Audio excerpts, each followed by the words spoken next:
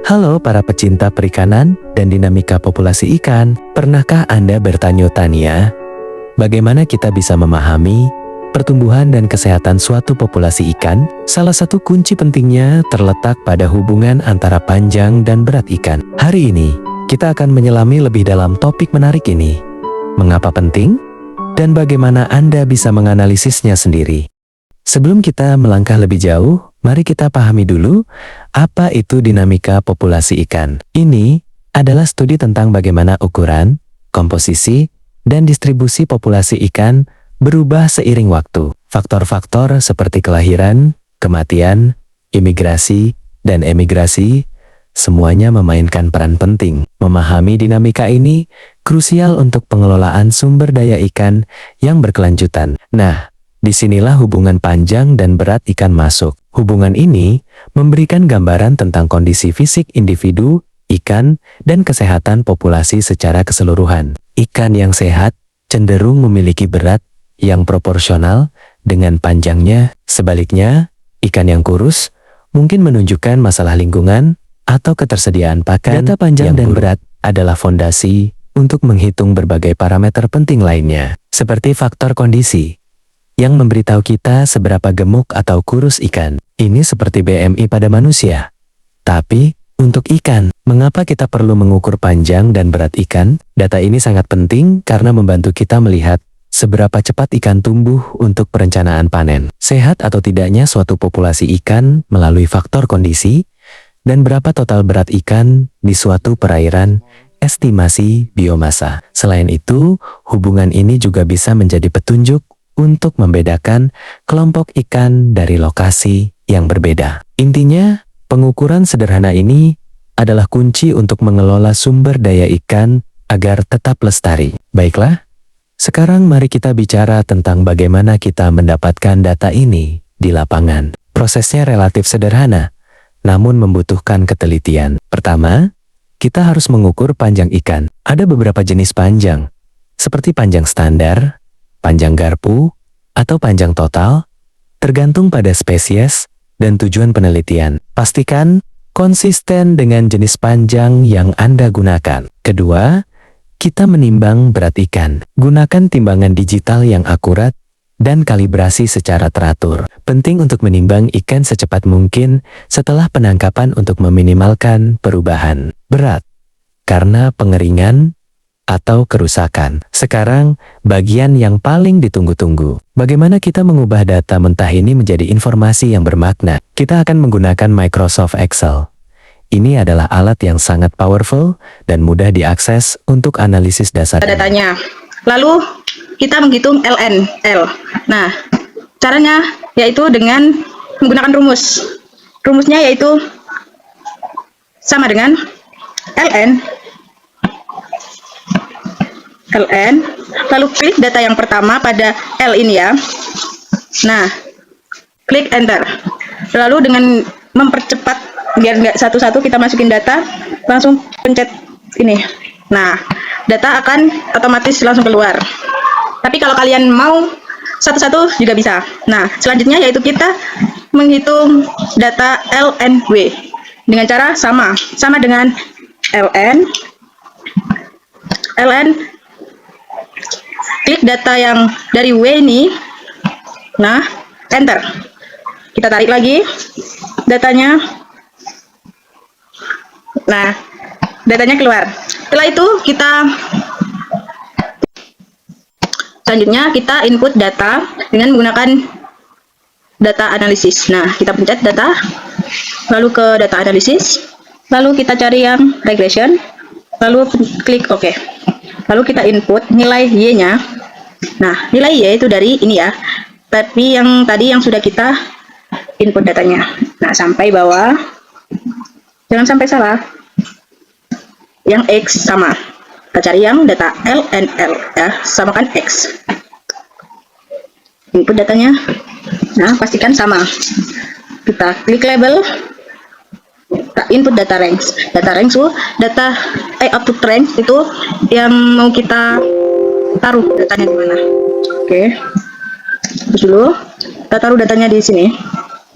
Di sini ya. Nah, lalu kita klik OK. Nah, sudah muncul datanya ya. Kita tata dulu.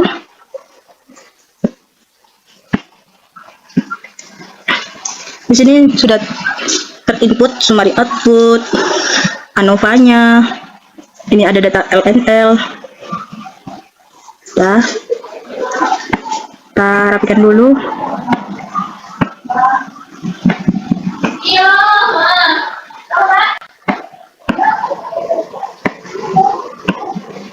Nah, selanjutnya dari data ini kita bisa tahu hasil dari A aksen, nah, dan B. A aksen ini dari data intercept sama dengan intercept, enter. B sama dengan LNL, enter. Lalu yang A aksen ini kita jadikan A saja. A dengan rumus sama dengan EXP. Lalu kita klik A aksen, enter.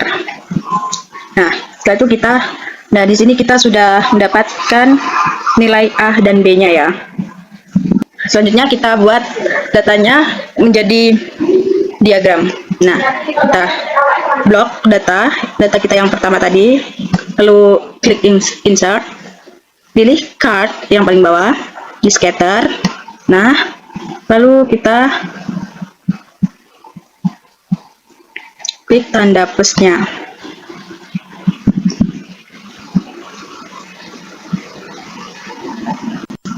Kita geser dulu. Nah, klik tanda plus. Yang paling bawah trend line. Pencet tanda segitiga, pilih more option. Lalu kita klik power. Lalu yang display ini dicentang semua yang paling bawah. Nah, muncul kayak gini. Setelah itu kita klik plus lagi, kita tambahkan yang exit ini.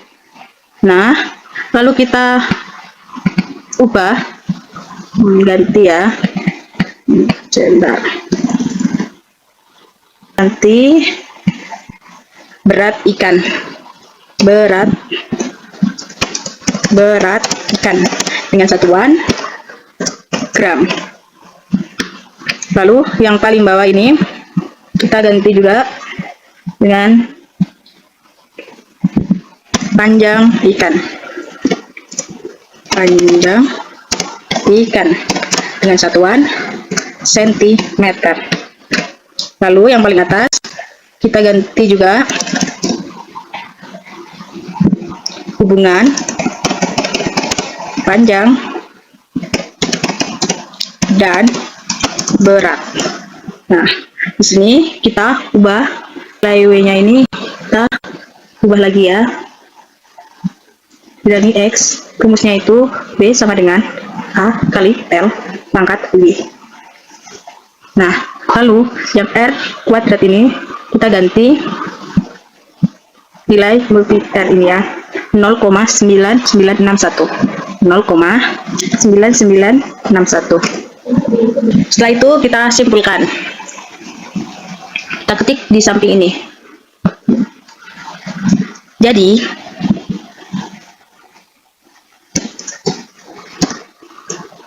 Jadi nilai menunjukkan bahwa B lebih besar dari 3. Yang mana nilai tersebut menunjukkan sifat pertumbuhan ikan alometrik positif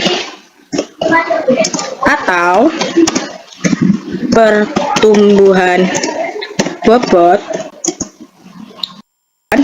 lebih cepat daripada pertumbuhan panjang. Sekian dari penjelasan saya. Terima kasih.